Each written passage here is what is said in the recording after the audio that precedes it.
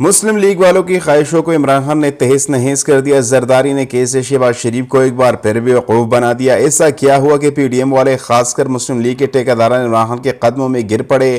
ایسا کیا ہوا کہ اب نواز شریف بیچارہ عمر بھر کے لیے پاکستان نہیں آ سکیں گے؟ پی ڈی ایم والوں کے سارے دروازے بند کیوں ہو گئے؟ عمران خان نے ایسا کون سا کام کیا جس کی وجہ سے پی ڈی ایم کے آدھے سپورٹرز عمران خان کی حمایت کرنے لگے؟ ان سارے سوالات کے جوابات آپ کو اس ویڈیو میں ملے گی۔ سب سے پہلے بات ہوگی پنجاب اور کے پی الیکشن کے حوالے سے۔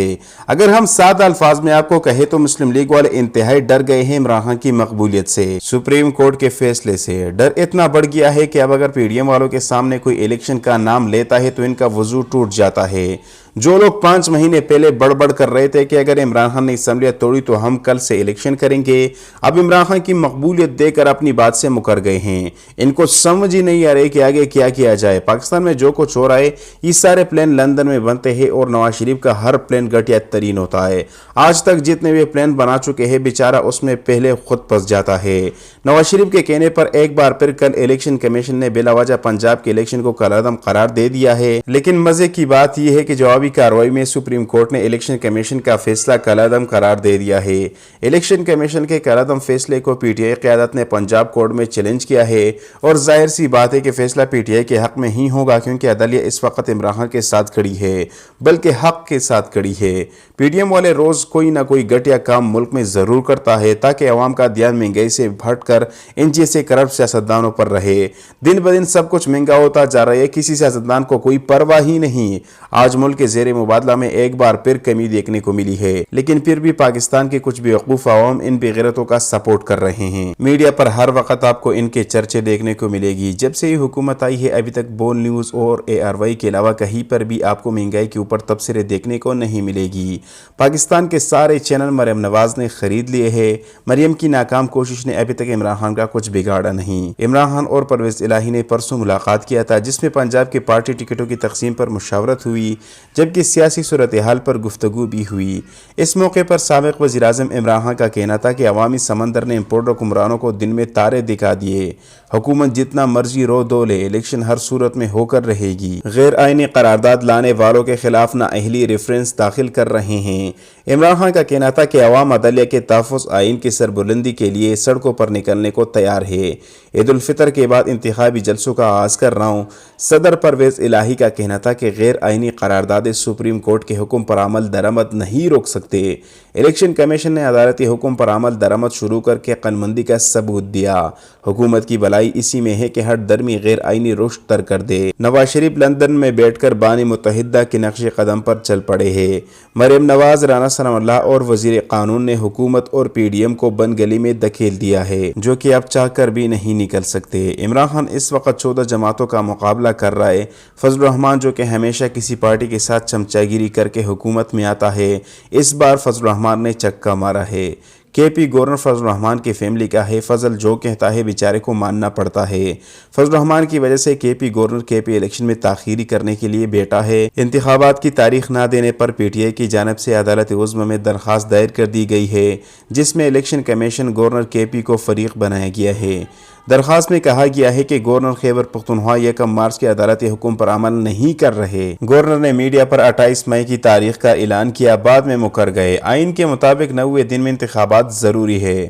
گورنر عدالتی حکم کی خلاف ورزی کر رہے ہیں۔ درخواست میں استدعا کی گئی کہ سپریم کورٹ کو گورنر کی انتخابات کی تاریخ دینے کا حکم دے۔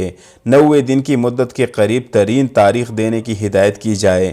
الیکشن کمیشن کو تاریخ ملتے ہی فوراً انتخابی شیڈول جاری کرنے کی ہدایت کی جائے۔ اب جو فیصلہ سپریم کورٹ کی طرف سے آئے گا فضل الرحمان کو مجبوراً ماننا پڑے گا اور پھر کچھ کر بھی نہیں پائے گا۔ نہ ہی ان کے پاس زرداری کی طرح ناجائز طاقت ہے کہ پیسے دے کر کچھ کرایا جائے۔ فواد چودھری نے کہا کہ الیکشن کی تاریخ آگے جانے سے نگران حکومت کی مدت نہیں بڑھائی جا سکتی۔ نگران حکومت اپریل کے تیسرے ہفتے سے آگے نہیں جا سکتی۔ الیکشن کمیشن سپریم کورٹ سے اجازت طلب کرے اور 22 اپریل سے نئی نگران سیٹ اپ کے لیے مشاورت کرے۔ 22 اپریل کے بعد موجودہ نگران وزرائے کے تمام فیصلے غیر آئینی ہوں گے۔ اگر انہوں نے ایسا نہیں کیا تو پھر عمران خان کے ہاتھوں ان کا بہت برا حال ہوگا۔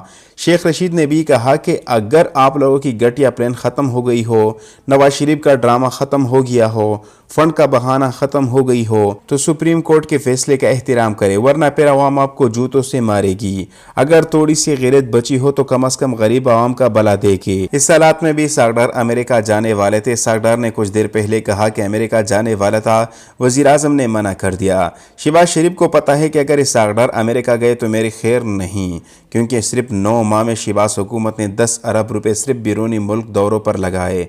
अब शहबाज शरीफ बहुत कोशिश कर रहा है कि मेरा कोई वजीर फजूल बाहर ना जाए, मगर जो कुछ होना था हो गया है। अब रुकने का कोई फ़ायदा नहीं, क्योंकि पाकिस्तान के पास अब बचने को कुछ है ही नहीं। फैज़ अकबर खान ने कहा कि मरियम औरंगज़ेब ने मेरे शो में कहा था कि बैरूनी ममालिक में हमने जितने भी दौरे की थी, सारे दौरे हमने अपने अपने पैसों पर की थी। अब इस लानती औरत का मकरूआ चेहरा सबके सामने है। और इस रिपोर्ट पर शहबाज शरीफ समेत PDM के हर कारकुन ने खामोश इख्तियार की है, क्योंकि ये रिपोर्ट ऑफिशियली रिपोर्ट है। फैज़ अकबर खान ने कहा कि अगर इन्होंने ये पैसा ज़ाया ना किया होता तो कम अज़ कम इससे रमज़ान पैकेज अवाम को दे सकते थे, अवाम को रिलीफ दे सकते थे। इमरान खान ने अवाम के लिए बहुत कुछ किया था। इमरान खान के दौर में जो शख्स सुकून से सोता था, अब वो शख्स खुदकुशी करने पर मजबूर है, मगर इनको कोई फ़र्क नहीं पड़ता। असद उमर ने कहा कि मुल्क में रिजीम चेंज से पहले सियासी फिर माशी बहरान आया, महंगाई का तूफान आया तो PDM हुकूमत खौफजदा हो गई। अब इन्हें एहसास हो गया है कि इनका तजर्बा नाकाम हो गया है। उन्होंने कहा कि 1 साल पहले तारीकी रात का आगाज हुआ, साजिश से रिजीम चेंज हुआ। रिजीम चेंज से आने वाली हुकूमत के पास कोई अखलाकी जवाज न था, बल्कि ज़ाती अहदाफ थे और सारे केसेस ख़त्म करवाने थे। इस वक्त अफराती ज़र 45% तक पहुँच गया है, जबकि शदीद माशी बहरान है, लाखों कारोबार बंद हो गए हैं। आज हर घर में आवाम की आवाज़ का नाम सोशल मीडिया है, लेकिन इस हुकूमत को सोशल मीडिया समझ नहीं आता। असर मिशवानी से लेकर कराची तक सोशल मीडिया हिट्स को उठाया गया। नून लीग अपनी सियासत में अंधी हो चुकी है।